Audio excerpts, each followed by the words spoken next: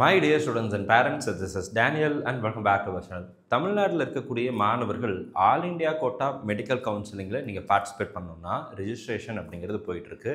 நேற்றுக்கு மத்தியானத்துலேருந்து registration start ஆகிடுச்சு. So 14ஆம் தேதியிலேருந்து 20ஆம் தேதி வரைக்கும் நீங்கள் எப்போ வேணாலும் ரிஜிஸ்ட்ரேஷன் அப்படிங்கிறத பண்ணிக்கலாம். சாய்ஸ் ஃபில்லிங் வருகிற 16ஆம் தேதியிலேருந்து ஓப்பன் ஆகுது. நாளையிலேருந்து 16ஆம் தேதியிலேருந்து சாய்ஸ் ஃபில்லிங் அப்படிங்கிறது ஓப்பன் ஆகுது. இந்த நேரத்தில் நிறைய மாணவர்கள் நம்மக்கிட்ட சில கேள்விகளை முன் வச்சாங்க. அதில் ஒரு சில முக்கியமான கேள்விகளுக்குரிய பதில்களை தான் இந்த வீடியோவில் பார்க்க போகிறோம். ஸோ இந்த வீடியோ கண்டிப்பாக உங்களுக்கு யூஸ்ஃபுல்லாக இருக்கும். உங்களுடைய சந்தேகங்களுக்குரிய பதில் இந்த வீடியோலையும் இருக்கும்.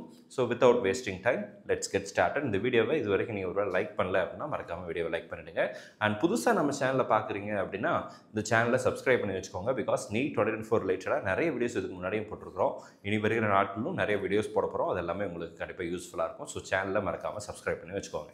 ஸோ ஃபர்ஸ்ட் முக்கியமான கேள்வி என்னென்னா, சார் நாங்கள் ஆல் இண்டியா கோட்டா ரிஜிஸ்ட்ரேஷன் பண்ணும்போது அந்த ஸ்கூல் அப்படின்ற இடத்துல அதர் அப்படின்ற ஒரு ஆப்ஷன் வருது சார், அப்போ நாங்கள் என்ன போடணும் அப்படிங்கிற கேள்வி நிறைய பேத்துக்கு இருக்குது.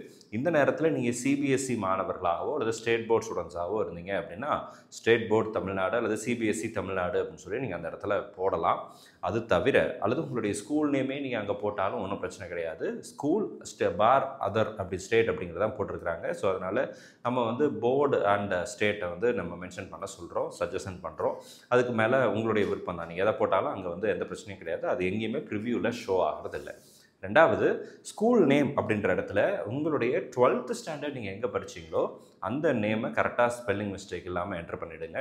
அண்ட் அதில் special characters are not allowed. So அதனால் ஸ்பெஷல் கேரக்டர்ஸ் இல்லாமல் நீங்கள் என்ன பண்ணுங்கள் அப்படின்னா ஸ்பேஸ் யூஸ் பண்ணி உங்களுடைய ஸ்கூல் நேம், எந்த சிட்டி, எந்த ஸ்டேட் இதை மென்ஷன் பண்ணிடுறது அப்படிங்கிறது நல்லது.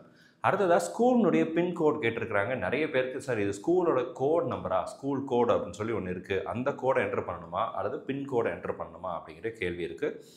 உங்களுடைய கேள்வியிலேயே பதிலும் இருக்குது. பின்கோட் அப்படிங்கிறது ஸ்கூல் எந்த ஏரியாவில் எந்த லொக்கேஷனில் அமைந்திருக்கிறதோ அந்த அட்ரஸ்னுடைய பின்கோட். தமிழ்நாட்டில் இருக்கக்கூடிய ஸ்கூலாக இருந்தாலும் சரி, இந்தியா ஃபுல்லாக எங்கே இருக்கக்கூடிய ஸ்கூலாக இருந்தாலும் சரி, அதனுடைய பின்கோடை நீங்கள் கரெக்டாக என்டர் பண்ணிவிடுங்க. இந்த 3 முக்கியமான கேள்விகள் ஃபஸ்ட்டு பேஜ்லேயே வரக்கூடிய ரிஜிஸ்ட்ரேஷன் ரிலேட்டடான விஷயங்களாக இருக்குது. ரெண்டாவது, இது தவிர நிறைய பேர் சார் நாங்கள் ரீஃபண்ட் எங்கே சார் வரும், நாங்கள் 2 லட்ச ரூபா கட்டுறோம் அல்லது 5500 ரூபா கட்டுறோம், எங்களுக்கு ரீஃபண்ட் எந்த அக்கௌண்ட்டுக்கு வரும், ரீஃபண்ட் அக்கௌண்ட் டீட்டெயில்ஸு இதில் கேட்கலையே அப்படிங்கிற கேள்வி நிறைய பேருக்கு இருக்குது. தமிழ்நாட்டில் உங்களுக்கு ரீஃபண்டுக்கு அக்கௌண்ட் டீட்டெயில்ஸ் அப்படிங்கிறத கேட்பாங்க. நீங்கள் அக்கௌண்ட் டீட்டெயில்ஸ் கொடுத்து அந்த அக்கௌண்ட்டுக்கு அவங்க ரீஃபண்ட் பண்ணுவாங்க. ஆல் இண்டியா கோட்டா பொறுத்த வரைக்கும் காலாகாலமாக அவங்க பின்பற்றிட்டு வரக்கூடிய நடைமுறை என்னன்னு சொல்லி கேட்டிங்கன்னா, நீங்கள் எந்த அக்கௌண்ட்லேருந்து பே பண்ணுறீங்களோ அதே அக்கௌண்ட்டுக்கு அந்த செக்யூரிட்டி டெபாசிட் ரீஃபண்ட் ஆகிடும். அதாவது 5000 rupees ஆர் 10,000 rupees நீங்கள் ரீஃபண்டபிள் செக்யூரிட்டி டெபாசிட்டாக பே பண்ணியிருப்பீங்க. In case if you are participating only in the government colleges, all India quota 15%, AFMC Pune, BSc nursing இந்த மாதிரி கோர்சஸ் மட்டும் நீங்கள் பண்ணுறதா இருந்தால் உங்களுடைய கேட்டகரிக்கு தகுந்த மாதிரி 5000 ரூபாய் அல்லது 10,000 ரூபாய் உங்களுக்கு ஃபீஸாக வந்திருக்கும், செக்யூரிட்டி டெபாசிட்டாக வந்திருக்கும். அது ரீஃபண்ட் ஆகிடும். அதே மாதிரி டீம்டு யூனிவர்சிட்டிஸ் நீங்கள் போடுறீங்கன்னா 2 லட்ச ரூபாய் ரீஃபண்டபிள் செக்யூரிட்டி டெபாசிட்டாக பே பண்ணியிருப்பீங்க. ப்ளஸ் 5000 நான் ரீஃபண்டபிள் ஃபீஸ், ரிஜிஸ்ட்ரேஷன் ஃபீஸ் இல்லைங்களா. ஸோ அப்போ 2 லட்ச ரூபாய் உங்களுக்கு என்ன ஆகிடும் அப்படின்னா ரீஃபண்ட் ஆகிடும். அந்த 5000 ரூபாய் அப்படிங்கிறது நமக்கு வராது, 2 லட்ச ரூபாய் ரீஃபண்ட் ஆகும். அங்கேயும் பார்த்தீங்கன்னா 5500 ரூபா பே பண்ணிங்கன்னா 500 வராது, 5000 தான் வரும். 11,000 பே பண்ணிங்கன்னா 10,000 வரும், 1000 வராது. அது registration fees. So registration fees நான் ரீஃபண்டபிள், செக்யூரிட்டி டெபாசிட் ரீஃபண்டபிள். இந்த ரீஃபண்ட் வர்றது நீங்கள் எந்த அக்கௌண்ட்லேருந்து பே பண்ணுறீங்களோ அந்த அக்கௌண்ட்டுக்கு தான் வரும். ஸோ பே பண்ணும்போது உங்களுடைய ஓன் அக்கௌண்ட்ஸாக இருந்துச்சுன்னா பிரச்சனை கிடையாது. அது ஸ்டூடெண்ட்டோட அக்கௌண்ட்டாக இருந்தாலும் சரி, பேரண்ட் ஃபாதர் ஆர் மதர் அவங்களுடைய அக்கௌண்ட்டாக இருந்தாலும் சரி, அல்லது உங்களுடைய க்ளோஸ் ரிலேட்டிவ்ஸ்னுடைய அக்கௌண்ட்டாக இருந்தாலும் சரி தான், பிரச்சனை கிடையாது. நீங்கள் எந்த அக்கௌண்ட்லேருந்து பே பண்ணுறீங்களோ அங்கே வந்துடும். சில பேர் ப்ரௌசிங் சென்டரில் போய் பண்ணுவீங்க. ப்ரௌசிங் சென்டரில் பண்ணும்போது ப்ரௌசிங் சென்டருக்கார் நானே உங்களுக்கு அமௌண்ட் செட்டில் பண்ணுறேன், பே பண்ணுறேன் அப்படின்னு சொன்னாங்க அப்படின்னா உங்களுடைய அக்கௌண்ட்டை யூஸ் பண்ணி பே பண்ண சொல்லுங்கள். அப்போ தான் உங்கள் அக்கௌண்ட்டுக்கு ரீஃபண்ட் வரும். இல்லைனா நீங்கள் எந்த சென்டரில் பண்ணீங்களோ அந்த சென்டருக்கு தான் ரீஃபண்ட் வரும். இந்த ரீஃபண்ட் எப்போ வரும், எப்படி வரும், வந்துச்சா வரலையா, இது எதுவுமே தெரியாது கடைசி வரைக்கும். ஸோ உங்கள் அமௌண்ட்டுக்கு உங்களுடைய அக்கௌண்ட்டாக இருந்தால் உங்களுக்கு வந்துருச்சு, கிரெடிட் ஆகிடுச்சு, ரீஃபண்ட் வந்துடும். எப்படின்னாலும் நவம்பர், டிசம்பர் அப்படிங்கிற மாதங்களில் தான் இந்த ரீஃபண்ட் அப்படிங்கிறது வரும். ஸோ அது வரைக்கும் நம்ம வெயிட் பண்ணணும். வந்துருச்சா வரலையாங்கிற டென்ஷன், பயம் அதெல்லாம் நம்மக்கிட்ட இருந்துகிட்டே இருக்கும். அந்த ப்ரௌசிங் சென்டருக்கார் நம்மளை ஏமாற்றிட்டாரா, இல்லை அவர் வரலன்னு சொல்லுவார் நீங்கள் போய் கேட்கும்போது. அங்கிட்ட ஏன்னா லேட் ஆகும், உடனே எல்லாம் போட மாட்டாங்க, லேட் ஆகும். இப்போ வரைக்கும் வராத பசங்க கூட இருக்கிறாங்க. போன வருஷம் கவுன்சிலிங்கில் பார்ட்டிசிபேட் பண்ணி இப்போ வரைக்கும் ரீஃபண்ட் வாங்காத மாணவர்கள் ஆல் இண்டியா கோட்டாலையும் இருக்கிறாங்க, தமிழ்நாட்டிலையும் இருக்கிறாங்க. இன்னொன்று சொல்லவா, 2021, 22 அந்த கவுன்சிலிங்கில் பார்ட்டிசிபேட் பண்ணக்கூடிய ஒரு சில மாணவர்களுக்கு கூட ரீஃபண்ட் வரல. இது அவங்க வெப்சைட்லேயே டீட்டெயில்ஸ் போட்டிருக்காங்க, நீங்கள் செக் பண்ணி பாருங்கள். Because of bank failure, account closed, இந்த மாதிரி ரீசன்னால் பேமெண்ட்டை வந்து ரீஃபண்ட் பண்ண முடியல அப்படின்னு சொல்லி கொஞ்சம் பேருனுடைய லிஸ்ட்டு கூட போட்டிருக்கிறாங்க. செக் பண்ணி பார்க்கலாம்.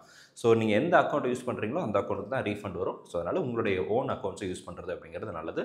அப்போ உங்களுக்கு ரீஃபண்ட் எப்போ வரும், எப்போ வராது அப்படின்னு சொல்லி கேட்டிங்கன்னா, ஃபர்ஸ்ட் ரவுண்ட் ஃப்ரீ எக்ஸிட்டில் விட்டுட்டிங்கன்னா கூட பிரச்சனை கிடையாது, உங்களுக்கு ரீஃபண்ட் அப்படிங்கிறது வந்துடும். செகண்ட் ரவுண்டுக்கு அப்புறம் ஒரு காலேஜ் உங்களுக்கு அலாட் ஆகி நீங்கள் சேராமல் போயிட்டீங்கன்னா, whatever the security fees that you have paid will be forfeited. அதை உங்களுக்கு திரும்ப கொடுக்க மாட்டாங்க. செகண்ட் ரவுண்டுக்கு அப்புறம் சீட்டு கிடச்சி சேராமல் போனீங்கன்னா அந்த 2 லட்ச ரூபா உங்களுக்கு கொடுக்க மாட்டாங்க. இது ஒரு முக்கியமான விஷயம். அடுத்ததாக, ஸ்ட்ரே ரவுண்டில் நீங்கள் பார்ட்டிசிபேட் பண்ணி சீட்டு கிடச்சி நீங்கள் சேராமல் போனீங்க அப்படின்னா உங்களுக்கு வர வேண்டிய செக்யூரிட்டி டெபாசிட் அப்படிங்கிறது வராது. அது தவிர 1 வருடம் நீட் எக்ஸாமினேஷன் எழுதுறதுல இருந்து உங்களை தடுத்து நிறுத்துவாங்க. ஸோ அந்த மாதிரியான ஒரு ஸ்ட்ரிக்ட் ஆக்டிவிட்டி அப்படிங்கிறதும் இருக்குது அப்படிங்கிறத ப்ராஸ்பெக்டஸில் இன்ஃபர்மேஷன் புல்லட்டினில் ஹைலைட் பண்ணியிருக்கிறாங்க. ஸோ இந்த வீடியோ உங்களுக்கு ஓரளவுக்கு ஒரு கிளாரிட்டி கொடுத்துருக்கும்னு நினைக்கிறேன். முக்கியமாக ரீஃபண்ட் அப்படிங்கிறது வந்து உங்களுடைய அக்கௌண்ட் டீட்டெயில்ஸ், நீங்கள் எந்த அக்கௌண்ட்லேருந்து பே பண்ணுறீங்களோ அதுக்கு தான் வரும். ஸோ இந்த வீடியோ உங்களுக்கு யூஸ்ஃபுல்லாக இருந்துச்சு அப்படின்னு நினச்சிங்கன்னா மறக்காமல் வீடியோ லைக் பண்ணிவிட்டு இந்த வீடியோவை உங்களுடைய நண்பர்கள், உறவினர்கள் எல்லாத்துக்கும் ஷேர் பண்ணுங்கள். இது தவிர உங்களுக்கு ஏதாவது ஸ்பெசிஃபிக் கொஸ்டின்ஸ் இருந்துச்சு அப்படின்னா கீழே கமெண்ட் செக்ஷனில் டைப் பண்ணுங்கள். அடுத்தடுத்த வீடியோவில் அந்த கமெண்ட்ஸ்க்குரிய பதில்களையும் பார்க்கலாம். All the very best and thank you so much. நம்ம வீடியோ பார்க்கக்கூடிய மாணவர்கள் மற்றும் பெற்றோர்களுக்கு அவங்க விரும்பின மருத்துவக் கல்லூரிகள் கிடைக்கணும்னு சொல்லி உங்களுக்கு நானும் ப்ரே பண்ணிக்கிறேன். All the very best and thank you so much.